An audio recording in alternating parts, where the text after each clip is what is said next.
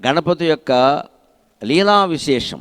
ఆయన ఈ ఏనుగు ముఖంతో గజాననుడుగా పుట్టిన తరువాత ఆయన ప్రదర్శించిన మహాలీల అది ఎంత నిరాడంబరమో అంత ఆడంబరం, ఎంత మహిమాన్వితమో అంత అందులో హిమాన్వితం. మంచు కూడా ఉంటుంది. ఆయన హిమవంతుడు మానవుడు కదా, మంచు కప్పేసినట్టుగా ఉంటుంది. ఆయన మహిమ కనపడదు. మనల్ని సుఖపెడుతున్నాడో దుఃఖపెడుతున్నాడో అర్థం కాదు. ఒక్కోసారి వినాయకుడికి దండం పెట్టుకున్నా కూడా మన పనికి ఆటంకాలు వస్తాయి.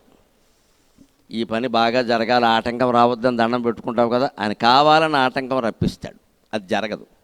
మనం వెంటనే కంగారు పడిపోతాం. వినాయకుడికి దండం పెట్టుకున్న ఆటంకం రావడం ఏంటంటే నీకు 6 నెలలకు అర్థమవుతుంది ఆ పని అవ్వకపోవడమే మంచిది, అందుకే అవ్వలేదు అది. అదే కాస్త ఆగాలి, సహనం ఉంటే తప్ప ఏదీ తెలియదు. అది భగవంతుడు ఎందుకు చేయలేదు, ఏదో స్థలం కొందాం, పొలం కొందాం, ఇల్లు కొందాం అనుకుంటాం, ఏదో ఆటంకం వచ్చి ఆగిపోతుంది. అందవలసిన డబ్బు అందదు, అవతల వాళ్ళు ఒత్తిడి చేస్తారు, ఎందుకు వచ్చింది లేని మనం వెనక్కి వచ్చేస్తాం. అయ్యో కొనలేదు, దాని రేటు పెరిగిపోయింది, ఏదో అనుకుని బాధపడదాం. తర్వాత ఏమైంది, హైదరాబాద్ అక్కడ కట్టినవన్నీ కూల్చేశారని తెలుస్తుంది. అమ్మయ్య కొనకపోవడమే మంచిదైంది. అందుకే మనం గ్రహించాలి, భగవంతుడి యొక్క లీలా విలాసం ఎప్పుడు ఎలా ఉంటుంది అంటే ఏమో ఎవరు చెప్పలేరు. ఒక చోట పని ఆగిపోతుంది, ఆగిపోవడం కూడా మన మంచికే. భగవంతుడి మీద నీకు నిజంగా విశ్వాసం ఉంటే ఖచ్చితంగా ఒక 6 నెలలు ఆగితే అది ఆగిపోవడమే మంచిదని తెలుస్తుంది. ఎవరితోనో మనం పెంచుకున్న బంధంలో తేడాలు వస్తాయి, విడిపోతాం, అప్పుడు చాలా బాధపడతాం. వియోగం అంటాం. కొన్నాళ్ళకి అర్థమవుతుందో 10 ఏళ్ళు అయ్యాక అదే మంచిదైందని. అప్పుడు ఖచ్చితంగా భగవంతుడికి దండం పెట్టుకోవడం, శనిదులు పోయింది. ఏదైనా సరే అనవసరంగా అనవసరంగా అమ్మిన ముందు భగవంతుడిని నమ్ముకోవడం అనేది ఖచ్చితంగా ఉంటే మన వరకు అన్యాయం జరగదు. ఆయన చూసేస్తాడు, అనుమానమే లేదు. ఇక్కడ వాడు నా భక్తుడు, వాడిని నేను కాపాడుకోవాలి. పైగా ధర్మాత్ముడు. భక్తుడంటే ఊరికే పూజలు చేసి నామాలు ఎట్టేసి కూర్చోవడం కాదు. ఇక్కడ భక్తుడంటే 3 లక్షణాలు ఉండాలి.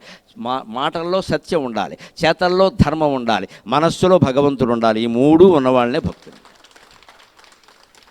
ఈ 3ఇంట్లో కూడా నన్ను అడిగితే ఆ మొదటి 2 చాలా ముఖ్యం, 3వది అంతకంటే ముఖ్యం. నిజం చెప్పి మనసులో స్మరించాలి. సత్యం ధర్మం ఉన్నా సరిపోదు.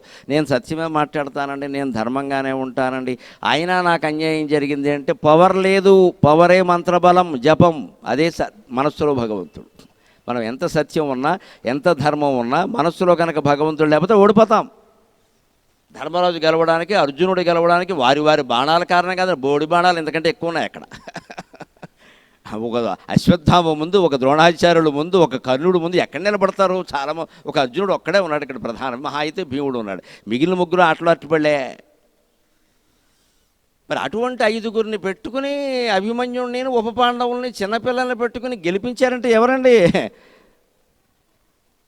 పరమాత్మ మాధవుడు అక్కడ ఉండబట్టి పంగుం లంఘయతే కిరిం యత్కృపాతమఘం వందే ముఖం కరోతి వాచాలం పంగుం లంఘయతే గిరిం యత్కృపాతమఘం వందే పరమానంద మాధవం.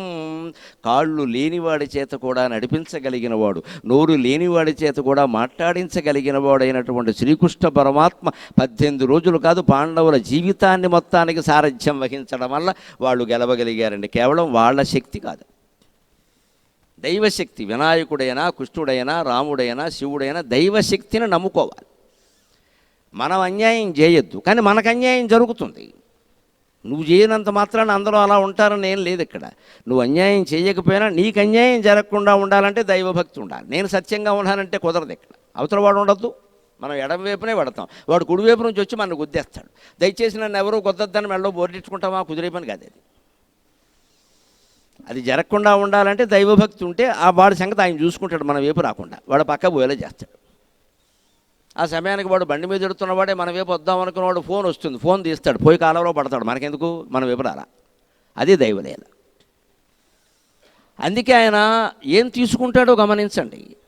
అహల్య సంక్రందనం అనేటువంటి అద్భుతమైన కావ్యంలో సముఖం వెంకట కృష్ణప్ప నాయకుడు చెబుతున్నాడు వినాయకుడు యొక్క గొప్పతనం ఏమిటో. కుడుములు చాలమనెక్కి కలుగున్ బలులాయపు తేజినెక్కి ప్రాణుడువుల వన్నెకెక్కి బహినూల్కొను విఘ్నములెల్ల చెక్కి ఆ ఉడుపతి మౌళి పాదములకున్నత భక్తిని మృక్కి భక్తులన్ విడువక బ్రోచు భవ్యమతి విఘ్నపతి భక్తులన్ విడువక బ్రోచు భవ్యమతి విఘ్నపతిన్ సుమతిన్ భజించెదన్ అని ఏమీ కోరడు నైవేద్యంగా. వినాయకుడికి అంత లడ్డు ఇంత లడ్డు అని విపరీతపు లడ్డూలు పెడుతున్నారు, కానీ వినాయకుడు లడ్డు తింటాడని 18 పురాణాల్లో ఎక్కడా లేదు. మనకి లడ్డు ఇష్టం కాబట్టి పెట్టేసాం అంతే.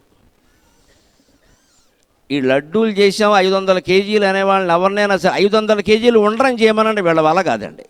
తొమ్మజిగు రొట్టె అంటించాలి, ఉండదండి అది. లడ్డూ చేయడం తేలిక, పెద్దది. మనకి తిరుపతి దేవుడు కారణంగా అందరికీ లడ్డూలు పెడుతుంది. తిరుపతి దేవుడే లడ్డూ తింటాడమ్మా, వినాయకుడు లడ్డూ తినడం ఆయనకు అవసరం లేదు. ఏ దేవుడు ఏది తింటాడో ఓ లెక్క ఉంది ఇక్కడ. శివుడికి మీరు లడ్డూలు పడితే విసిరి కొట్టేస్తాడు, నాకెందుకురా లడ్డూలో నువ్వు ఉన్నావు అని. ఆయనకి చెమ్ముడు నీళ్లు చాలు. విష్ణుమూర్తి కూడా లడ్డూ పెడితే తింటాడు. చక్కెర పొంగల్, పాయసం, పులిహోర వైష్ణవులు చెప్తారు మహానుభావులు, వాళ్ళ లెక్కలు వాళ్ళకున్నాయి. ఆ ప్రసాదాలు వేరు. నువ్వు లడ్డూ పెడితే కుదరదు అక్కడ. లడ్డూ ఇష్టమైన వాడు వెంకటేశ్వరం ఒక్కడ, అందరికీ లడ్డూ ఏమిటో. దుర్గాదేవికి లడ్డు, ఆవిడేం తింటుంది లడ్డు? మనకు అసలు ప్రసాదాలు లెక్కల. ఏ దేవుడికి ఏ ప్రసాదం అనేది హిందూ ధర్మంలో ఒక పద్ధతి ఉంది. ఇక్కడ ఉండ్రాళ్ళే కుడుములు చాలా మెక్కి ఎన్ని పెట్టినా ఉండ్రాళ్ళు తింటాడు ఆయన. ఎందుకని? భాద్రపద మాసంలో అందరం ఆవిరితో ఉడికించిన పదార్థాలే తినాలి.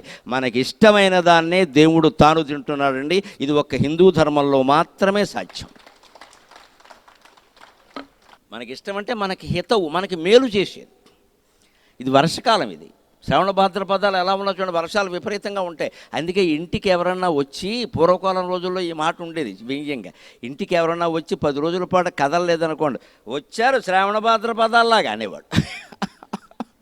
ఎందుకంటే శ్రవణ భాద్రపదాలు వానలు, వానకాలంలో ఇంటికి వచ్చిన చుట్టం బయటికి వెళ్ళలేదు. ఎందుకంటే వాన వచ్చింది కదా అక్క వెళ్ళమంటావా అంటే, వద్దులే తమ్ముడు ఇక వాడు ఇక్కడ మకాం వేస్తాడు. ఇక్కడ వానకాలం వాన రాకపోతే ఏమొస్తుంది? ఎండ వస్తుంది ఒకటి. అందుకే ఇంటికి వచ్చిన చుట్టాలు కదలకపోతే పూర్వం ఏమనేవారంటే, శ్రావణ భాద్రపదాల్లో వచ్చారు కదలరని. వర్షం వచ్చిందంటే ఇక అంతే. అది అంచేది ఈ శ్రావణ భాద్రపదాల్లో మనం ఈ వినాయక చవితి నాడు కాదు, మీరు ఈ వర్షకాలం వెళ్ళిపోయే వరకు. వర్షకాలం ఎప్పుడు వెళ్ళిపోతుంది లెక్క ఉందండి. మంచి సామెతలు ఉన్నాయి. కార్తీకంతో వానలు సరి, కర్ణుడితో భారతం సరి. కర్ణుడితో భారతం సరి, కార్తీకంతో వానలు సరి. కార్తీక మాసంతో వానలు అయిపోతాయి, కర్ణుడితో భారతం అయిపోయినట్టే. 17వ రోజు యుద్ధంలో కర్ణుడు చనిపోయిన తర్వాత ఇంకా దుర్యోధనుడు ఎవడి మీద నమ్మకం పెట్టుకోవాలి. పోతున్నా గుడ్ బై అని అడుగులో దాక్కున్నాడు వెళ్ళి. ఇంకా అనవసరం ఈ సెల్జుడు గిల్జుడు అంతా ఊరికే ఇదంతా చింతపిక్కల ఆట తీసిపారేనాడు. వాడికి నమ్మకం పోయి, వాడికి నమ్మకం మొదటి నుంచి ఉన్నది కర్ణుడి మీద. భీష్మద్రోణులు పడిపోయినా కూడా కర్ణుడి మీద ఉంది నమ్మకం. కర్ణుడు పోయాడని ఇంకా అనవసరం. అంచేతే తెలుగువారు కనిపెట్టిన సామెత కర్ణునితో భారతం సరి, కార్తీక మాసంతో వానలు సరి అని. ప్రకృతికి మన పవిత్ర పురాణ గ్రంథాలకి అనుబంధించే సామెతలు తెలుగులో ఉన్నాయి. దయచేసి ఆలోచించండి. తెలుగు నేర్పాలి, పిల్లలకి తెలుగు నేర్పాలి, తెలుగు సామెతలు నేర్పాలి, జాతీయాలు నేర్పాలి. ఈ మాటలు మీరు ఇంట్లో మాట్లాడుకుంటూ ఉంటే వాళ్ళు అడుగుతారు, ఏంటి నాన్న దాని అర్థం ఏంటని అడుగుతారు. ఇట్స్ ఏ ప్రావెర్బ్ అని ఎదవము తిప్పకూడదు ఇక్కడ. ప్రావెర్బ్ కాదు, అది వెర్బ్. అది ఇంగ్లీషులో సామెతలకి వీటికి చాలా తేడా ఉంటుందండి. ఈ కార్తీక మాసంతో వానలు సరే అనే మాటతో కర్ణుడితో భారతం సరే అనేది చేర్చడం వల్ల వినేవాళ్ళకి భారతం మీద ఆసక్తి పెరిగింది. కర్ణుడితో ఎలా అయిపోయింది? కర్ణుడు ఎవరో తెలియకపోతే కలికి సినిమాలో చూపించిన వాడే కర్ణుడు. మనం ఏం చేస్తాం? సినిమా వాళ్ళు ఏం చూపిస్తే అది. మొత్తం భారతంలో ఉన్నది వేరు, అందులో చూపించింది వేరు. అశ్వత్థామ కరుడు అర్జెంటుగా హీరోలు అయిపోయారు. భీముడు కృష్ణుడు అందరూ విలన్లు అయిపోయారు. ఎలా అయిపోయారో మాకు అర్థం కావట్లా, బుర్రపాడైపోతుంది. పైగా చాలా భారతం చదివితే అర్థమవుతుంది. కర్ణుడినే అశ్వత్థామ కాపాడాడు. అశ్వత్థామను కరుడు ఎప్పుడు ఒక్కసారి కూడా కాపాడలేదు. ఆ అవసరం లేదు. అశ్వత్థామ మహావీరుడు. ఇక్కడేమో ఆచార్యపుత్ర ఆలస్యమైనదా అంటూ పెట్టారు డైలాగ్. ఎక్కడి నుంచి వచ్చింది తెలియదు. మనకి ఏది కావాలంటే అది పెట్టేయడమే. ఓ 1000 రూపాయలు ఎక్కువ ఇస్తే డైలాగ్ రాసి కూడా రాసేస్తాడు కదా. అందుకే మూల గ్రంథాలు చదవాలి మరో అని చెబుతూ ఉంటాను నేను. అవి చదివే మాట్లాడుతున్నాను అక్కడ. కర్ణుడితో భారతం సరి. ఆయన గొప్ప పౌరుషం పరాక్రమం ఉండొచ్చు, ఆయన బలహీనతలు ఆయనకు ఉన్నాయి. చాలా శాపాలు ఉన్నాయి, బోర్డు శాపాలు ఉన్నాయి. ఎన్నుంటే ఉపయోగం ఏంటి ఇక్కడ? కొంతమంది చూడండి, మీకు ఎన్నంటే అది ఒక 1000 కోట్ల ప్రాజెక్ట్ అండి, ఇది 2000 కోట్లు అండి, అది 3000, వీడికి 1,00,000 కోట్ల అప్పులు ఉన్నాయి. ఆ విషయం చెప్పడు ఇక్కడ. అన్ని వరల్డ్ బ్యాంక్ సహా అన్ని బ్యాంకుల్లో లోన్లే. ఆస్తులు చెబుతాడు. పొరపాటున వాళ్ళ అబ్బాయికి పిల్లలు ఇస్తే నాశనం అయిపోయినట్టే లెక్క. వాళ్ళ అబ్బాయి ఆయాం వచ్చేసరికి అప్పులు మిగిలితే ఆస్తులు పోతాయి. ఏంటంటే నాన్నగారు ఈఎంఐలు కట్టారండి, అవన్నీ మిగిలిపోయాయి అంటాడు. ఆస్తులు చెప్పేవాళ్ళని అప్పులు కూడా అడగాలి, చెప్పరండి. అంతే కర్ణుడికి బలపరాక్రమాలు ఉండొచ్చు, బోడు శాపాలు ఉన్నాయి, ఏం చేయమంటావు వాడి కర్మ.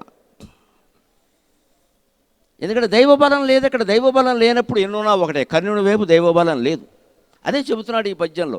భక్తులన్ విడువక బ్రోచు భవ్యమతి విఘ్నపతిన్ సుమతిన్ భజించెదన్. భక్తుల్ని విడిచిపెట్టకుండా కాపాడతాట శ్రీకృష్ణుడు కాపాడినట్టే వినాయకుడు కూడా. కుడుములు చాలా మెక్కి నువ్వు ఎన్నైనా పెట్టరా పర్వాలేదురా, రోజు పెట్టరా తింటాను రా, ఎందుకని నువ్వు కూడా అవే తినాలని చెబుతున్నాడు. ఒకరు నాకు పెట్టడం కాదురా, నువ్వు కూడా అవే తినాలి. ఆవిరి మీద ఉడికిస్తారు ఉండరాళ్ళని, అవి ఈ రోజుల్లో బాగా అరుగుతాయి. నూనె పిండి వంటలు, మసాలా దోశలు, పూరీలు తినేస్తే ఇప్పుడు అరగవు. అందున పలహారం అల్పాహారం పొద్దున్న చేస్తాం 8:30, 9 సమయంలో. ఆ సమయంలో నూనె పదార్థాలు ఎక్కువ తినకూడదు. ఇడ్లీలు, కుడుములు లాంటివి తినాలి, కాస్త అరుగుతాయి. మధ్యాహ్నం వేరు, కొంచెం సాయంత్రం అయ్యాక వేరు. మనకి ఎప్పుడు ఏదేమిటో తెలియక అన్నీ తింటున్నాం ఇక్కడ. అంటే వినాయకుడికి ఉండరాళ్ళే ఇష్టం. లడ్డూలు, ఇంకోటి మనకి జిలేబీలు, ఇవన్నీ మనకు కావాలంటే పెట్టుకోవచ్చు, అవన్నీ ఆయన ఇష్టపడే విషయాలు కావు. దాంట్లో ఉండే శాస్త్రం, వర్షకాలం అందరూ ఈ పిండి వంటలు తినండి, చేసుకోండి, ఇవే అల్పాహారాలు పెట్టుకోండి. అవి ఎప్పుడు ఉండడం ఇంతే చేయగలరు, మహా అయితే ఎంత చేస్తారు కానీ 500 కేజీలు ఎవరో చేయలేరు. దాన్ని పిండి పిండి రాలిపోతుంది, ఎలా చేస్తావు? అంటే అట్టహాసాలు చేయొద్దు, శాస్త్రతత్వం తెలిస్తే సరిగ్గా చేసుకుంటారు ఇక్కడ. పైగా ఆయన వాహనం చూడండి, కలుగున్ బలులాయపు తేజీనెక్కి. ఎక్కడా ఇటువంటి వాహనం మనకు కాదు, మరో దేవతకు కూడా ఎవరికి లేదు. ఎలక వాహనం ఏంటండి, పిలక వాహనంలాగా ఎందుకు మనకు వస్తుంది? ఎక్కితే ఏమైనా ఉంటుందా? పీసిం అయిపోదా? అసలు ఎక్కడైనా ఎప్పుడు దాని ఊరికే జీతం ఇవ్వడమే. వచ్చిన ఉండరాల్లో సగం ఆయనకి దానికి పెట్టేయడం. కానీ ఎప్పుడు ఎలకని, అది వెళ్ళదని తెలిసి అది ఎలకేజీ, అది ఎలకేజీ ఎంతో, ఎలకేజీ కూడా అంతే. అందుకే పైగా ఆయన, కానీ ఎలక్కి దాని గొప్పతనం దానికి ఉందండి, ఎవరిని మనం ఆక్షేపించకూడదు. నీకేముందిరా నీ తలకాయ అంట, ప్రతివాడికి వాడు గొప్పతనం వాడుకుంటుందండి. ఎంత బలహీనుడు, ఎంత అల్పాదాయం కలిగిన వాడు అనుకున్నా వాళ్ళ బలం వాళ్ళకు ఉంటుంది. కొన్ని విషయాల్లో వాళ్ళు మనకంటే ఎక్కువ అంగీకరించి తెలాలి. ఎలకకి భగవంతుడు మనకు ఎవ్వరికీ లేని ఒక శక్తి ఇచ్చాడు. కలుగున్ బలులాయపు తేజీనెక్కి. కలుగులో దూరిందంటే దాన్ని హిరణ్యాక్షుడు, హిరణ్యకశిపుడు కూడా ఏం చేయలేరు. ఎలక కన్నంలో కనుక దూరిపోయిందంటే ఎవ్వరికి దొరకదు. పాము కూడా ఎలక కన్నంలోకి వెళ్ళి ఎలకను పట్టుకోలేదు. పాము ఎలకలను తింటుంది, కప్పలను తింటుంది, కానీ ఎలక కన్నంలోకి వెళ్ళి తింది. బయటకు వచ్చే వరకు చూడాల్సిందే, వెయిటింగ్. ఎందుకంటే లోపలికి వెళితే దీని ఊపిరాడదు. దాని సమస్య దానిది. ఎలక కన్నం అంత సన్నగా ఉంటుంది, ఎలక్కే పడుతుంది. ఎలక మనకు మళ్ళీ bedroom, bathroom, living room, home theatre ఇన్ని ఉండవు అక్కడ. ఇన్ని ఉంటే చచ్చిపోతుంది. అది ఒకటే థియేటర్ మొత్తం, ఈ చివరి నుంచి ఆ చివరికి. అది తప్ప ఇంకెవరూ తోరలేరు. ఎలక, ఆడ ఎలక అంతే, ఇంకెవరూ దూరం. అంత నైపుణ్యం ఉంది దానికి. ఎందుకంటే పాములు, తేళ్ళు అన్నీ అందులోకి వచ్చిస్తే అది బతకదు, అది దానికి ఇచ్చాడు ఆ లెక్క. పైగా ఆ కలుగులో దూరిందంటే పైన మొత్తం అది ఉన్న కలుగు అడవిలో ఉంటే అడవంతా అంటుకుపోయినా ఎలక్కేం కాదండి. దానికి భారతం ఉదాహరణ, ఖాండవవన దహనం ఉదాహరణ. అర్జునుడు ఖాండవవనాన్ని మొత్తం దహించడానికి అనుమతి ఇచ్చాడు, అగ్నిదేవుడు మొత్తం దహించేశాడు. అన్ని చెట్లు కాలిపోయాయి, అన్ని ప్రాణులు చనిపోయినాయి అందులో. అదంతా వేరే విషయం, అదంతా జీవశాస్త్ర పర్యావరణానికి సంబంధించిన విషయం, అప్రస్తుతం. అవన్నీ జరిగిపోయాయి. కానీ అందులో బతికింది ఎవరంటే లోపల కలుగులో ఉన్న ఎలక బతికి ఉంది. అగ్నిదేవుడు ఎలకను ఏం చేయలేకపోయాడు. పావురాలు లాంటి లావుకు పెట్టలు 4 తప్పించుకుందామని చూస్తే వాటి తల్లి చరిత వాటికి చెబుతుంది, ఎలక్కన్నంలో దూరండి, ఎలక్కేం జరగదు, బయట ఎంత వేడున్నా మీరు కూడా అందులో దూరండి అంటే ఆ పిల్లలు చెబుతా, అమ్మ నువ్వు ఇంగ్లీష్ మీడియం చదివి, అమ్మ తెలుగు మీడియం చదివితే తెలివితేటలు ఉండేవి నీకు. అగ్నిదేవుడు బయట నుంచి మమ్మల్ని చంపుతాడో లేదో అనిశ్చితం, ఒకవేళ వదిలేయచ్చు, అగ్ని నుంచి మేము తప్పించుకోవచ్చు, కానీ మేము పెట్టాలం ఎలక్కన్నంలో దూరితే ఎలక గుడ్ మార్నింగ్ చెప్పేదా అని చెప్పింది. ఆ తెలివి పిల్లలకు ఉందండి, తల్లికి లేదు పాపం. ప్రేమ కారణంగా తప్పుకోండమ్మా, అగ్ని వచ్చేస్తోందమ్మా, తప్పుకోండి, నేను మిమ్మల్ని కాపాడలేను, తల్లి ప్రాణం కుట్టుకుమంటుంది, అలాగే మీరు ఆ కన్నంలోకి వెళ్ళిపోండి అంటే పిల్లలు చాలా తెలివిగా చెబితే, అమ్మ ఎప్పుడు జీవితంలో సమస్య వచ్చినప్పుడు నిశ్చితమైన మార్గంలో వెళ్ళాలి, అనిశ్చితమైన మార్గంలో వెళ్ళకూడదండి. అవుతుందో కాదో అన్న పనికి సిద్ధపడడం ఎందుకండి, ఖచ్చితంగా అవుతుంది అనుకున్న పనే చేయి, కాస్త తక్కువ లాభమైనా సరే. మనం ఏం ఆశిస్తామంటే ఏమో కుంభస్థలాన్ని కొట్టాలి, వస్తే ₹1,00,00,000 రావాలి ఆయన ఫోన్ తీసుకుని బెట్టింగ్ వేస్తాడు, అందులో 1,00,00,000 రాదు, గుండెపోటు వస్తుంది. ఏంటి కొట్టేది కుంభస్థలం, నువ్వు ఇక్కడ ఫోన్ పట్టుకుని బెట్టింగ్ ఆడుతున్నావు, సిగ్గు లేదు. పేకాట్లో, కోడి పందాల్లో ఆస్తులు పోగొట్టుకునే వాళ్ళు చాలామంది మన కళ్ళ ముందు ఉన్నారు, అయినా సరే మనం ఈ బెట్టింగ్ మొదలెట్టాం ఇక్కడ. వీళ్ళ బెట్టింగ్ కారణంగా ఎన్ని ఆత్మహత్యలు జరుగుతున్నాయండి. ఎవరికి చెప్పకుండా ఊరేసుకుంటాడు, ఎందుకంటే చేసేసాడు అప్పటికే. వాళ్ళకి పాఠం, నీకు బెట్టింగ్లో ఆదాయం వస్తుందో రాదో అనిశ్చితం, కానీ నువ్వు కష్టపడి ఉద్యోగం చేస్తే, కష్టపడి వ్యవసాయం చేస్తే ఖచ్చితంగా ఆదాయం వస్తుంది. అంత రాకపోవచ్చు, ఎంతో కొంత వస్తుంది, దాంతో బతకలేవా? ఎందుకు ఈ కోట్లు దేనికి? మన బతుకు వేలే ఎక్కువ అండి, లక్షలు కూడా అక్కర్లేదు, కోట్లు దేనికండి? తెచ్చిపెట్టుకుంటున్నాం తలనొప్పి అంతా. ఉన్నట్టుండి కోటీశ్వరుడు అయిపోవాలి, ఎందుకు అవడం? అప్పుడే ఉన్నట్టుండి గుండెపోటు వస్తుంది. ఉన్నట్లుంటే కోటీశ్వరుడు అవ్వక్కల, ఉన్నట్లుండు, ఎలా ఉన్నావు అలా ఉండు, హాయిగా ఉంటావు. ఉండడు, ఏదో చేస్తాడు ఇక్కడ. దానికే వినాయకుడు పాఠం, ఎలకను చూసి నేర్చుకోండి. కలుగున్ బలుల ఆయపు తేజినెక్కి, కలుగులో ఉంటే ఎలకని మించిన మహావీరుడు ఎవరు లేరు. దానికి సేఫ్టీ జోన్, మొత్తం సురక్షిత ప్రదేశం, దాన్ని ఎవడు అగ్నిదేవుడు కూడా ఏం చేయలేడు. ఖాండవనాన్ని అంత దహించాడు అగ్ని, ఎలక్కన్నంలోకి వెళ్ళలేకపోయాడు, వెళ్ళలేడు ఆయన. ఎలక హాయిగా ఉంది, ఆ వేడంతా తగ్గాక, బాగా తగ్గాక మళ్ళీ వాన గురిసాక అప్పుడు బయటకు వచ్చింది, దాని పని చేసుకుంది. అంచేత నువ్వు ఎవరిని తక్కువ అంచనా వేయడానికి వీల్లేదు. పైగా వినాయకుడు వాహనం ఎలక్కో పేరుందండి, అది కేవలం ఎలక్ కాదు, పురాణాల్లో దాని పేరు అనింద్య, అనింద్యుడు. అనింద్యుడు అంటే ఎవ్వరూ నిందించే అవకాశం ఇవ్వని వాడు, వేలెత్తి చూపే అవకాశం లేని ప్రవర్తన కలిగిన వాడు, పరమ సత్ప్రవర్తన కలిగిన వాడిని అనింద్యుడు అంటారు. అంటే తత్వం ఏంటండి? వినాయకుడు వాహనం ఎలక, ఏనుగు అని వెర్రి మాటలు చెప్పకూడదు ఇక్కడ. హిందూ ధర్మంలో జంతువులు వాహనాలుగా ఉన్నా, ఆభరణాలుగా ఉన్నా, ఆయుధాలుగా ఉన్నా దానికి ప్రత్యేక తత్వం ఉంటుంది. నువ్వు అనింద్యుడు అయితే భగవంతుడికి వాహనం కాగలుగుతావు, ఖచ్చితంగా అలా ఉండే ప్రయత్నించి. బయట ఎవరు నీ క్యారెక్టర్ని నిందించే అవకాశం మనం ఇవ్వకూడదు అసలు. అక్కడ మనం ఇవ్వకుండా ఉంటే ఎందుకు నిందించినా జనం అర్థం చేసుకుంటారు. అబ్బాయి ఎప్పుడు చూడలేదండి ఆయనలో ఇలాగ, మనం వాళ్ళెవరో అనవసరంగా దుష్ప్రచారం చేస్తున్నారండి, ఆయన ప్రతిష్టకు తట్టుకోలేకని వాళ్ళే చెప్పేస్తారు, మనం చెప్పక్కల. కానీ మనలోనే దోషం ఉందనుకోండి, మన అంతరాత్మ హెచ్చరిస్తుంది, చేసావు కదా వంకర పని అంటుంది. ఇక్కడ ఆ వంకర పని చేయాలనే ఆలోచన మనకి లేకపోతే మనం అనింద్యక, వినాయకుడికి వాహనం అవుతాం. భగవంతుడు మనని వాహనంగా చేసుకోవాలంటే మన ప్రవర్తన బాగుండాలి. ఈ మొత్తం ఆచారాలు, నవరాత్రులు, దశరాత్రులు అన్నీ అందుకోసమే. మనిషి ప్రవర్తనని బాగు చేయడానికి హిందూ ధర్మం కృషి చేసినట్టుగా మరే ధర్మం చేయలేదండి ప్రపంచంలో. ఎంతమంది దేవతలు, ఎన్ని పండుగలు, ఎన్ని ఆర్భాటాలు, ఎన్ని నైవేద్యాలు, ఎన్ని పిల్లలకి ఎంత ఉత్సాహభరితమైన వాతావరణం. అసలు వినాయకుడు బొమ్మ చేయడం అంటే మొత్తం అపార్ట్మెంట్లో అందరి పిల్లలు వచ్చేస్తారు ఇక్కడ. ఈ పూజ లేకపోతే ఎవడొస్తాడు మన మొహాలు చూడడానికి? ఇక్కడ వాళ్ళు బెట్టింగ్లు వేసుకుంటూ కూర్చుంటారు ఫోన్ పట్టుకుని. ఇలాంటి తోటి మీరు పెట్టబట్టి అందులో పెద్ద వినాయకుడిని వేలకు వేలు ఖర్చు పెట్టి అక్కడ పెట్టేశారు కాబట్టి అందరూ ఒకసారి పెద్ద వెరీ బిగ్ వినాయక, వీడికి పెద్ద అండం చేత కథ కదా మరి, ఏ వెరీ బిగ్ గాడ్ అని వస్తాడు ఇక్కడికి. పోనీ అందుకోసమని వచ్చాడు, సంతోషించు. ఆకర్షణ ఉండాలి కదా. మన నవరాత్రులు, దసరా నవరాత్రులు, శ్రీరామనవమికి పగటి వేషాలు అన్నీ పిల్లలకు ఆసక్తికరం. చూడండి, వాళ్ళు వచ్చి స్వయంగా పాల్గొంటారు, మీరు పిలవక్కల్లా. అయితే ఇప్పుడు ఈ ప్రవచనం అర్థమవుతుందని వచ్చారా? ఇక్కడ ఏదో చేస్తున్నారు హడావుడు, ఆయన ఎవడో వస్తున్నాడు కాసేపు కూర్చుందామని వచ్చారు వాళ్ళు. అయితే వాళ్ళకేం తెలుసు? చూద్దాం అసలు ఎంతమంది ఈయన కోసం రావడం ఏంటి? ఇక్కడ వినాయకుడి కోసం వచ్చారు ఇన్నాళ్ళు, ఇప్పుడు ఈయన కోసం వస్తున్నారు. ఎందుకు ఆయనకి దండాలు ఎడుతున్నారు? ఇదేమిటో చూడాలి వచ్చాయి. లేకపోతే వాళ్ళని మెప్పించడం నా విషయమా, నా వల్ల అవుతుందా? ఈ ఆకర్షణ ఉండాలండి. అది ఉంటే అనిపిస్తుంది వాళ్ళకి, చూడగానే అనిపించింది ఏదో కంకణాలు వేసాడు, కడియాలు పెట్టాడు, కాలికి ఏదో గండపెండేరం వేసాడు. ఇవన్నీ నేను వేస్తానమ్మా సహజంగా, ఎందుకంటే భగవంతుడు ఇచ్చినవి పెట్టుకోవాలి, వేరే ఆశించకూడదు. మనకి ఇచ్చారు, హాయిగా వేసిన వాళ్ళు పెట్టుకోమని ఇచ్చారు. ఇక్కడ దరిద్రుల్లో తిరగమని వేయలేదు. అక్కడ దాచుకుని సేఫ్టీ డిపాజిట్లో పెట్టుకుని కొడుక్కిచ్చుకుంటే వాడు అమ్మేస్తాడు రేపు పొద్దున. ఎందుకు వచ్చిన గొడవ? మనం ఉండగానే వేసుకోవాలి. ఆ సరదా తీరిపోయాయి. పైగా చూస్తున్న వాళ్ళందరికీ అనిపించాలి, ఒక తెలుగు సంస్కృతం చదువుకున్న ఒక సామాన్య పండితుడు ఇంత కళకళలాడిపోతూ ఉంటాడమ్మా. మీ పిల్లలకి చెప్పండి.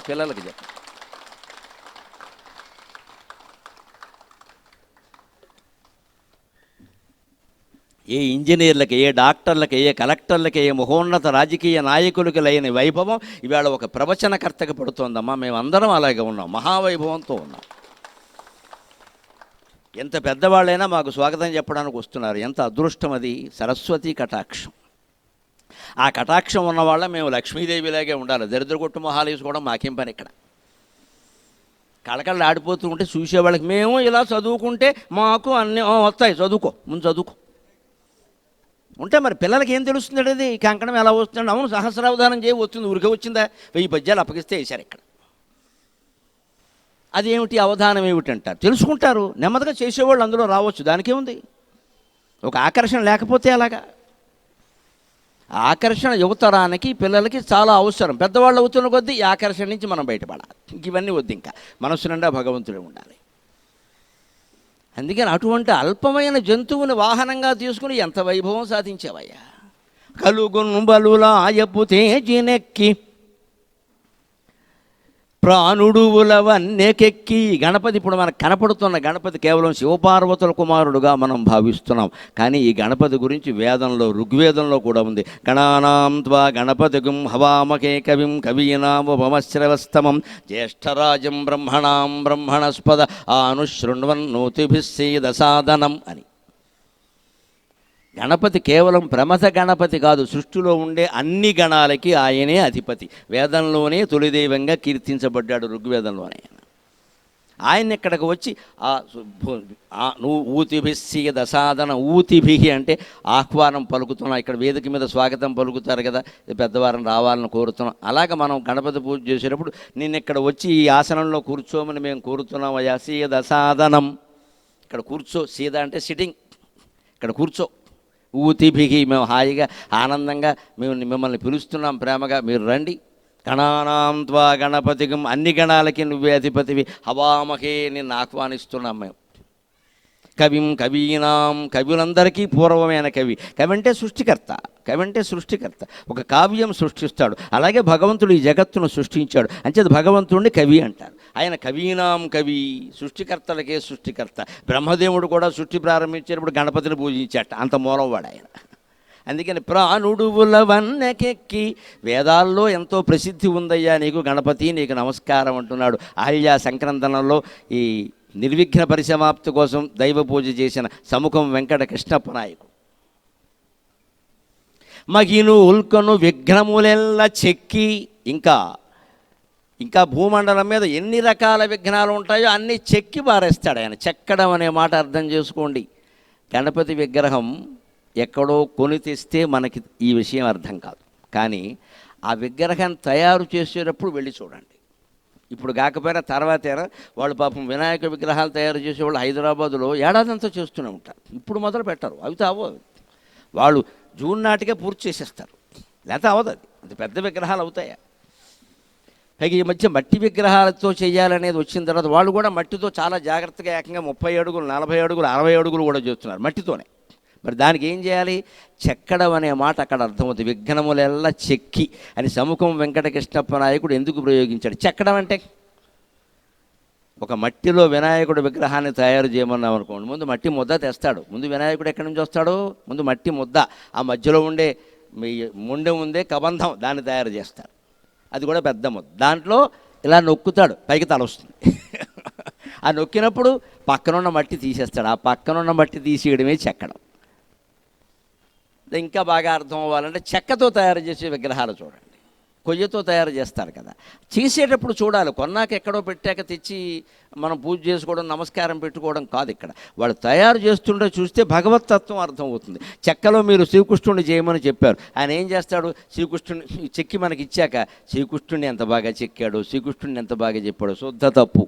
ఆయన శ్రీకృష్ణుడిని చెక్కల, ఆ చెక్కలో శ్రీకృష్ణుడు కానిదాన్నంతా చెక్కేస్తే మిగిలింది శ్రీకృష్ణుడు. అది తత్వం. శిల్పి చెక్కింది శ్రీకృష్ణుడు కాదు, శ్రీకృష్ణుడు కాని దాన్ని అనవసరపు రద్దు, తుక్కు, చెక్క మొక్కలు తీసేస్తే మిగిలింది కృష్ణుడు. ఇప్పుడు కృష్ణుడు ఎక్కడున్నాడు? చెక్కలో లేడు. చెక్కక ముందు శిల్పి హృదయంలో ఉన్నాడు. ఎలా ఉంటాడో కృష్ణుడు ఆయనకి తెలుసు. అలాంటి కృష్ణుడిని అందులో ఉంచి మిగిలిన చెక్కంతా తీసేసాడు. ఆయన చెక్కడం అంటే తీసేయడం. చెక్కడం అంటే శిల్పం తయారు చేయడం కాదు, తీసేయడం. మనమేనా మన జీవితాన్ని శిల్పంలా చెక్కాలంటే ఏం చేయాలో తెలుసా మిత్రమా? మొహమాటం లేకుండా చెబుతున్నా, ఆలోచించండి. 20 ఏళ్ల వాడికి నేను ఈ మాట చెప్పను, 60 దాటితే చెబుతా. చెక్కేయాలి, చెక్కేయాలి, వదిలేయాలి, బంధాలు వదిలేయాలి, ఆశలు వదిలేయాలి, మాట్లాడకుండా కూర్చోవాలి, నోరు మూసుకొని కూర్చోవాలి. 70 ఏళ్ళు వచ్చినా ఇంకా పాకం కోడం పాకం లింగం పాకం అని కూర్చోకూడదు. ఇక్కడ వదిలేయాలి. కొడుకును చూసుకోమని, కోడలను చూసుకోమని పట్టుకెళ్ళండి. అధవసంత నాకు అక్కర్లేదని చెప్పాలి. ఆడ మగ ఇద్దరూ చెప్పి ఒక భగవద్గీత ఆధ్యాత్మిక గ్రంథమో చదువుకుంటూ కూర్చోవాలి. అది మనకు ఒప్పదు కదా. పిల్లలు మాట వింటలేదు, కోళ్ళు వచ్చాక కొడుకు వింటలేదు. నువ్వున్నా వేటి మీ ఆయన మాట ఇక్కడ పెద్ద చెబుతున్నావు. ఇక్కడ ఇంకా మనం చచ్చినా సరే మన మాట వింటూ ఉండాలి వాళ్ళు. ఎక్కడ 90 ఏళ్ళు వచ్చినా సరే మన శాసనం ఇంటూ నడవాలి. తలనొప్పి ఎందుకే వస్తుంది, క్యాన్సర్లు ఎందుకే వస్తాయి. వదిలేయాలి విషయాన్ని. అదే చెక్కేయడం అంటే చెక్కేయి. ఇంటూ వాళ్ళు బయటికి ఎడుతూ మనకి చెప్పాల మంచిది, చెప్పకపోవడం మనం వదిలేసి ఎక్కడికి వెళ్ళి మరీ మంచిది, మనం హాయిగా జపం చేసుకుంటాం. ఎవరు లేడు, నో డిస్టర్బెన్స్. ఇంట్లో అందరూ ఉన్నారనుకో, మామగారిని జపం చేసుకొని ఇస్తారా, తాతగారిని పీకుతారు పట్టుకుని. ఇక్కడ అవి వెళ్ళిపోవడం మంచిది, ఇంట్లో కూర్చోవచ్చు. ఈ విరక్తి 60 కాదు 70కైనా రాకపోతే ఎలాగండి? ఇంకా పెత్తనాలు ఏం చేస్తారు? నాతో ఎవరో మాట్లాడట్లా, మరీ మంచిదమ్మా, భగవంతుడు మాట్లాడతాడు. నీతో ఎవరు మాట్లాడకపోతే భగవంతుడు మాట్లాడతాడు. నీలో నువ్వే మాట్లాడుకోవాలి, నీలో నువ్వే సంచరించాలి. ఆత్మావై పుత్రనామాసి కాదు, బ్రహ్మనామాసి. ఆ ఏకాంతం దొరికితే అది అదృష్టం. అది ఒంటరితనమైన ఎందుకు అనుకుంటారు? ఇదే చెక్కడం అంటే. విఘ్నమూలెల్లా చెక్కి, ఏ పనికి ఆటంకాలు వస్తున్నా వాటిని చెక్కి పారేస్తాడు, తీసి పారేస్తాడు. ఎందుకు? ఈ శక్తి ఆయనకి ఎక్కడి నుంచి వచ్చింది? నేను మొదట్లో చెప్పిందే మళ్ళీ చెబుతున్నాడు ఇక్కడ కవి. ఉడుపతి మౌళి పాదములనున్నత భక్తి నిమ్రొక్కి. ఉడుపతి మౌళి, ఉడు అంటే నక్షత్రం, ఉడుపతి అంటే నక్షత్రాలకి పతి చంద్రుడు, ఉడుపతి మౌళి అంటే చంద్రమౌళి, రాజమౌళి శివుడు అని అర్థం. చంద్రశేఖరుడు అంటే శివుడు. చంద్రుడు శేఖర భాగంలో కలిగినవాడు. చంద్రమౌళి, రాజమౌళి, రాజు అన్న చంద్రుడే, అందుకని శివుడు. ఆ రాజమౌళి, చంద్రమౌళి అయినటువంటి శివుడికి రోజు భక్తితో నమస్కారం చేశాడు వినాయకుడు. అందువల్ల తల్లిదండ్రులకు నమస్కారం చేయడం వల్ల, వారిని గౌరవించడం వల్లే వినాయకుడు అంతటి వాడికి కూడా ఆ శక్తి వచ్చింది. యువతరం అది గుర్తుపెట్టుకుంటే చాలు. నేను ఇద్దరికీ చెబుతున్నాను, దయచేసి అపార్థం చేసుకోకండి. పెద్దవాళ్ళు ఈ గౌరవాలు దక్కాయా లేదా అనే విషయం పట్టించుకోవడం మానేయండి. పిల్లలు మాత్రం ఖచ్చితంగా ఆ గౌరవం వాళ్ళకి దక్కేలా చూడాలి. ఎవరి పని వాళ్ళు చేయాలి. మనం అందరం, ఈ జగత్తంతా ఒక నాటకం. ఇందులో ఎవరి డైలాగ్ వాడు చెప్పాలి. ఎప్పుడు చెప్పాల్సిన డైలాగ్ అప్పుడే చెప్పాలి, అంతే లెక్క. మళ్ళీ తర్వాత ఆ డైలాగ్ ఉంటుందంటే ఉండవు. అయిపోయింది, ఆ సీన్ అయిపోయింది, డైలాగ్ లేదు. ఇదంతా ఒక scene.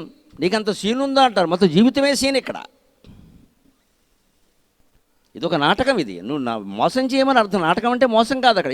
It's nothing but A drama, nothing but A cinema. ఎవరి డైలాగులు వారివి. ఇప్పుడు ఏ మాట మాట్లాడాలో అది మాట్లాడేసి, మనసులో ఏది వద్దు, సత్యము వద్దు, అసత్యము వద్దు, ధర్మం వద్దు, అధర్మం వద్దు, నీతి వద్దు, అవినీతి వద్దు, కేవలం గణపతి భగవంతుడు మాత్రమే ఉండాలి. అది జీవితం అంటే. అప్పుడు ఏం నడవాలో దాన్ని నడిపిస్తాడు. నిత్యము తల్లిదండ్రులకు నమస్కారం చేయడం వల్లే ఆయనకి ఆ శక్తి వచ్చింది. భక్తులను విడువక బ్రోచు భవ్యమతి, విడవకుండా కాపాడడం అంటే ఏమిటండి? భక్తుల్ని భారతం చదివితే అర్థమవుతుంది, అందున యుద్ధ పర్వాలు చదివితే అర్థమవుతుంది, అందున ద్రోణ పర్వం చదివితే అర్థమవుతుంది, కర్ణ పర్వం చదివితే ఇంకా బాగా అర్థమవుతుంది. 2 సంఘటనలు గమనించండి. కర్ణుడు రథం నేలలో కృంగిపోయింది కదా, అప్పుడే అర్జునుడు బాణం వేయమంటే వేశాడు కదా. ఆశ్చర్యం అండి, కర్ణుడు రథం కృంగిపోవడానికి గంట ముందు అర్జునుడు రథం కృంగిపోయింది. కర్ణుడు రథం కృంగిపోయింది ఎప్పుడు? సాయంత్రం 5ంటికి. అర్జునుడు రథం మధ్యాహ్నం 3:30కి 4ంటికే కృంగిపోయింది. మరి రథం కృంగిపోయినా అర్జునుడు యుద్ధం చేయడం ఏమిటి? రథం కృంగిపోతే కర్ణుడు చనిపోవడం ఏంటండి? కర్ణుడు రథం ఎందుకు కృంగింది? ఆయన పొరపాటును గోవు మీద బాణం వేశాడు. ఒకళ్ళు పెంచుకునే గోవు మీద బాణం వేశాడు. కావాలన్న వేళ పొరపాటున జరిగింది. అవతల వాళ్ళది గ్రహించుకోవాలా. గోహత్య చేశావు, పోతావు. నువ్వు యుద్ధం చేస్తుంటే భూమి కుంగిపోతుంది. గో అంటే భూమి అని కూడా అర్థం ఉంది, పో అన్నారు. అంటే అది ఆయన కర్మఫలం. ఆయన కర్మఫలం కొద్దీ ఆయన రథం కృంగింది. అర్జునుడు రథం కృంగింది. అర్జునుడు కర్మఫలం కాదు, దైవ బలం వల్ల కృంగింది. ఆ కృంగడం ఆయన్ని కాపాడింది. కర్ణుడు రథం 4:30 గంటల ప్రాంతంలో కృంగిపోతే అర్జునుడు రథం 3:30 కృంగింది. ఎవరి వల్ల? కృష్ణుడు కుడికాయలు బొట్టనవేలు ఇలా తొక్కాడు, మొత్తం భూమండలం వెళ్ళిపోతుంది. రథం ఎక్కడ? అడుగు కిందకి వెళ్ళింది రథం. ఎందుకని? కర్ణుడు నాగాస్త్రం వేశాడు. నాగాస్త్రం ప్రాణాంతకం. నాగాస్త్రానికి విరుగుడు అర్జునుడి దగ్గర లేదు. ఆయన నాగాస్త్రం వస్తుంటే కంగారు పడుతున్నాడు. బావా లేదేం లేదు, బాణమై అన్నాడే అని ఆయనకి చెప్పకుండానే కిందకి తొక్కాడు రథాన్ని. రథం కిందికి తొక్కబడింది. అప్పుడు కంఠానికి గురిపెట్టి కర్ణుడు వేసిన బాణం అర్జునుడి కిరీటానికి తగిలింది. అడుగు కిందికి వెళ్ళిపోయింది రథం. కావాలని తొక్కాడు కృష్ణుడు. అర్జునుడికి చెప్పాలా, అనుమతి తీసుకోవాలి. కాపాడేవాడు అనుమతి తీసుకోడు, అరెస్ట్ చేయడానికి వచ్చినవాడు కూడా అనుమతి తీసుకోడు, వెంటనే వచ్చేస్తాడు ఇక్కడికి. అనుమతి తీసుకోడు, భక్తుల్ని కాపాడాలి. విడువక బ్రోచు అన్నాడు కదా పద్యంలో సముఖం వెంకటకృష్ణప్ప. ఇక్కడ భక్తులను విడువక బ్రోచు, మనం వదలమన్నా భగవంతుడు మన వదలడమా? భక్తి ఎంత గొప్పది, భక్తి ఎంత గొప్పది. దయచేసి భక్తి కలిగి ఉండండి. మనం వదలమన్నా వదలడా, నువ్వు నీకు తెలియదురా, ప్రమాదం నీకు తెలియదురా, పిచ్చివాడ, బయలుదేరుతున్నవారా, నేను చూసుకుంటానంటాడు అంతే ఆయన. మనకి చెప్పడా విషయం. భక్తి అంత గొప్పది. భక్తి ప్రియ, భక్తి గమ్య, భక్తి వశ్య, భయాపహ లలితా సహస్రంలో ఉంటాయి. భక్తి వశ్య, భక్తి ప్రియ, భక్తి గమ్య, భక్తి వశ్య, భయాపహ. ఒక్క భక్తితో సమస్త ప్రపంచాన్ని జయించవచ్చు. ప్రతిరోజు నిశ్చింతగా పడుకోవాలంటే భక్తి ఉండాలి. మనస్సులో భగవంతుడు స్మరిస్తూనే ఉండాలి. ఆ పని అర్జునుడు చేశాడు. పైగా చిత్రం ఏమిటంటే అర్జునుడు స్మరించేది కృష్ణుడిని కాదు, శివుణ్ణి. ఆయన శివభక్తుడు. అర్జునుడు శివోపాసకుడు, ధర్మరాజు సూర్యోపాసకుడు, భీముడు చంద్రోపాసకుడు, నకులుడు అశ్వినీ దేవతల ఉపాసకుడు, సహదేవుడు అగ్ని ఉపాసకుడు. వాళ్ళ పిల్లల పేర్లు చూస్తే అది అర్థమవుతుంది. అది వేరే విషయం, అదంతా పరిశోధన. అర్జునుడు శివోపాసకుడు, నిరంతరం జపించింది నమశివాయ నమశివాయ. అర్జునుడే తర్వాత జన్మలో కన్నప్ప. ముందు జన్మలో అర్జునుడు, తర్వాత కన్నప్ప. ఎందుకంటే అప్పుడు అర్జునుడిగా కొన్ని బంధాలు గర్వాలు ఉండిపోయి అవి ఏవీ లేకుండా హాయిగా కన్నప్పగా పుట్టి కళ్ళు అప్పగించేసి మొత్తం శివుడిలో కలిసిపోయాడు. అర్జున స్మరణ ఎంత పని చేసింది? నాగాస్త్రం వేయగానే నువ్వు బాణమై నీకెందుకు అన్నాడు. ఈయన ఏదో బాణం వేస్తున్నాడు, ఈయన రథం కిందికి దొక్కాడు, ఆ బాణం వచ్చింది, కంఠానికి తగలబడిన బాణం కిరీటానికి దిగింది. అర్జునుడు అమాయకుడు, నరుడు వేరు నారాయణుడు వేరు కదా. బావా నా కిరీటం పోయింది, నా అదో మోహం కిరీటం పోతే డ్రామా కంపెనీ వాడిని అడిగితే ఇత్తడి కిరీటం ఇత్తడి తెచ్చి పెట్టుకో, తలకాయ ముందు సంతోషించని చెప్పాడు కృష్ణుడు. కిరీటం పోయిందని అడుగుతావేదే, బోర్డు కంపెనీలు ఉంటాయి. ఉదయభాను నాట్య మండలి తాడేపల్లి కూడా ఉన్నది. వెళ్ళు, మద్దాల రామారావు గారు ఉంటాడు, బోర్డు కిరీటాలు ఇచ్చండి పెట్టుకో. ఒక కిరీటం పెట్టుకో. కిరీటం పోయిందంటే వాడు తలకాయ అంతే అన్నాడు. నాగాస్త్రం అది తగిలుంటే ఇక అర్జునుడు లేడు ఇక్కడ. 4:30కే అవుట్, భారతం కూడా అవుట్. కర్ణుడితో భారతం సరే కాదు, అంతకంటే ముందే అర్జునుడితో అంతం. అర్జునుడు పోయాక ఇంక యుద్ధం ఏంటి? కర్ణుడు పోయినా యుద్ధం ఉంది, అర్జునుడు పోతే యుద్ధం ఉండదు. ఇంకా ధర్మరాజు చేయడు, ఇంకా కృష్ణుడు చేయడు, ఆయన గురించే చేశాడు. మరి కృష్ణుడు ఉండి అర్జునుడిని పోనిస్తే కృష్ణుడు ఎందుకంటే ఇక్కడ పని లేక, అందుకని ఆయన రథాన్ని తొక్కాడు. చూడండి, ఇద్దరు రథం కురింగింది, ఆశ్చర్యకరం. కర్ణుడు రథం శాపం వల్ల కురింది, అర్జునుడు రథం బలం వల్ల, దైవ బలం వల్ల కురింగింది. కృంగడం ఆయనకి మేలు చేసింది. అప్పుడు కూడా ఏమైంది? బాణం వెనక్కి వెళ్ళింది. ఆ బాణం పగబట్టిన బాణం, అది నాగాస్త్రం. అందుకే పాము పగబడుతుంది అంటారు. అది కాండవ వనదహనం నాటి కర్మ, మామూలుగా ఉండదండి కర్మ. ఇందాక చెప్పానే కాండవ వనదహనం జరిగిందని. అప్పుడు 7 ప్రాణులు మాత్రమే బతికాయి. 7 ఎవరంటే ఆ జరిత అనే పావురం పిట్ట, లావుక పిట్ట, దాని సంతానం 4: జరితారి, సారిశృక్వ, స్తంభమిత్ర, ద్రోణ అని 4, 5 పిట్టలే. ఇంకా 2 ఎవరంటే మయుడు రాక్షస శిల్పి, ఈ తక్షకుడు కుమారుడు అశ్వసేనుడు నాగుపాము. ఈ 7 బతికారు. కర్మఫలం ఎలా ఉంటుందో తెలుసా? కృష్ణ పరమాత్మ బాధ్యత వహించిన పాండవులకు కర్మఫలం తప్పలేదండి. ఎవరి కర్మఫలం వారు అనుభవించాల్సిందే. అర్జునుడు ఓవర్ యాక్షన్ చేసి అగ్నిదేవుడు కోసం మొత్తం వనమంతా దహించి పారేశాడు. పర్యావరణ కాలుష్యం అంటారు దీన్ని. అడవులు నశించిపోతే అలాగా, నువ్వు ఎవరికో వరం ఇచ్చావు కదా అని చేసేయడమే. అందులోంచి బయటపడిన ప్రాణుల్లో ఈయన మయుడు, రాక్షస శిల్పి మయుడు ఉన్నాడు. ఆయన కాళ్ళ మీద పడ్డాడు. 7 బతికారు, 5 పిట్టలు, 2 మనుషులు, అశ్వసేనుడు మయుడు. అందుకే సరిగ్గా ఆశ్చర్యకరం, 18 రోజులు యుద్ధం జరిగాక ఉభయ సైన్యాలు పోయాయి. దుర్యోధనుడు కూడా పోయాడు. 20 లక్షల మంది సైనికులు పోయారు. రథాలు, గుర్రాలు, ఏనుగులు లెక్కే లేదు. ఇంకా అవన్నీ పోగా కౌరవ పక్షంలో మిగిలింది 3: కృపాచార్యుడు, కృతవర్మ, అశ్వత్థామ. పాండవ పక్షంలో మిగిలింది 7: పంచపాండవులు 5, శ్రీకృష్ణుడు, సాత్యకి. ఈ 7 మిగిలారు ఖచ్చితంగా. ఎందుకంటే అర్జునుడు కాండవ దహనంలో మిగిల్చింది 7. అందుకే నీ పక్షంలో 7 మిగిలారు. అర్జునుడు కాండవ దహనం చేసింది 25 ఏళ్ల వయస్సులో. యుద్ధం జరిగింది భారతం లెక్కల ప్రకారం చెప్పాలంటే 90 ఏళ్ల వయస్సులో.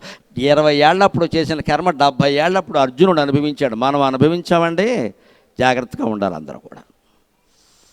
7 మిగిలారు సరిగ్గా, మొత్తం పోయారు. 2000 మంది మిగిలారు. 18వ రోజు రాత్రి కూడా దుర్యోధనుడు చనిపోయాక, గదాయుద్ధంలో దెబ్బతిన్నాక 2000 మంది మిగిలారు. దృష్టజుమ్నుడు, శిఖండి, ఇంకా చాలామంది ఉప పాండవులు 5, వీళ్ళంతా ఉన్నారు. కానీ వాళ్ళందరూ రాత్రి వేళ శిబిరంలో సుఖంగా పొద్దున్నే లేచి విందు చేసుకుందాం అనుకున్నారు. రాత్రి చేసుకుంటే అయిపోయేది ఆ పార్టీ. పొద్దున్న చేసుకుందామని క్యాటరింగు అన్ని వెజ్, నాన్ వెజ్ అన్ని బ్రహ్మాండమైన ఆర్డర్లు ఇచ్చారు. రాత్రి అశ్వత్థామ కత్తి వేసుకుని వచ్చి మొత్తం 2000 మందిని నరికేశాడు. పడుకున్న వాళ్ళని పడుకున్నట్టు చంపేశాడు. ఎవరు లేవలేదు, మొత్తం శూన్యమైపోయింది. ఇదంతా కృష్ణుడికి తెలుసు. అందుకే పాండవుల్ని ఈ రాత్రి ఎవరు శిబిరంలో నిద్రించొద్దు, నా మాట వినండి అన్నాడు. 5 లాక్కెళ్ళిపోయాడు. పైగా పాండవులు 5 వేరే చోట పడుకున్నప్పుడు నా దగ్గర పడుకోకండి, వేరే పడుకోండి, 5 విడిగా పడుకోండి, కౌగులించుకుని పడుకోకండి, మొత్తం లేపేస్తారంటగా అన్నాడు. పైకి చెప్పలేదు ఆ విషయం.